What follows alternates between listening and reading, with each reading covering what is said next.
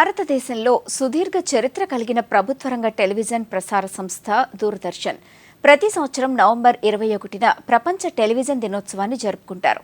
సమాజంలో టెలివిజన్ పాత్ర, దాని ప్రభావాన్ని గుర్తించడానికి ఈ రోజును ఐక్యరాజ్యసమితి ప్రపంచ టెలివిజన్ దినోత్సవాన్ని ప్రకటించింది. భారతీయ టెలివిజన్ చరిత్రలో దూరదర్శన్ డీడీ పోషించిన పాత్ర అద్వితీయమైంది. దేశంలో టెలివిజన్ ప్రసారాలు 1959 సెప్టెంబర్ 15వ తేదీన ఢిల్లీలో ప్రయోగాత్మకంగా ప్రారంభమయ్యాయి. మొదట్లో దూరదర్శన్ ఆకాశవాణిలో భాగంగానే ఉండేది. అయితే 1976లో ఇది ఆకాశవాణి నుంచి విడిపోయి దూరదర్శన్గా అవతరించింది. ఆ విశేషాలను ఈ స్టోరీలో చూద్దాం.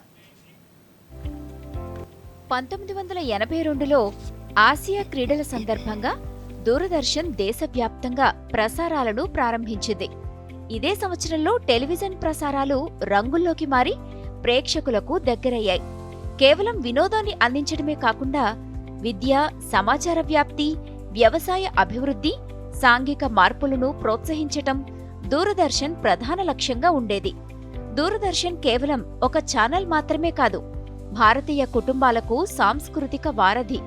ఇది దేశంలోని మారుమూల ప్రాంతాలకు చేరుకుని వార్తలు, ప్రభుత్వ సందేశాల ద్వారా జాతీయ ఏకీకరణకు బలమైన వేదికగా నిలిచింది. రామాయణ్, మహాభారత్ వంటి ధారావాహికలు దేశమంతటా కోట్లాది మంది ప్రేక్షకులను ఏకకాలంలో టీవీలకు అతుక్కుపోయేలా చేశాయి. ఈ కార్యక్రమాలు భారతీయుల సాంస్కృతిక జీవనంపైన చెరగని ముద్ర వేశాయి. బునియాద్, మాల్గుడి డేస్ వంటివి మరపురాని జ్ఞాపకాలుగా నిలిచాయి.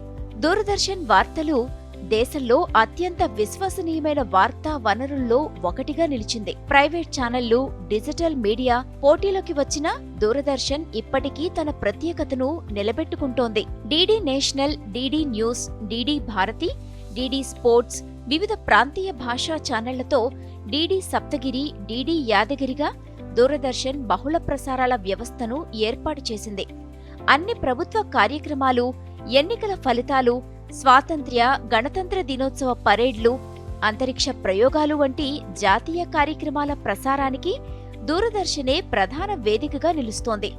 ప్రపంచ టెలివిజన్ దినోత్సవాన్ని సందర్భంగా సాంకేతికత మారిన భారతీయ మనసుల్లో దూరదర్శన్ స్థానం శాశ్వతమని చెప్పవచ్చు.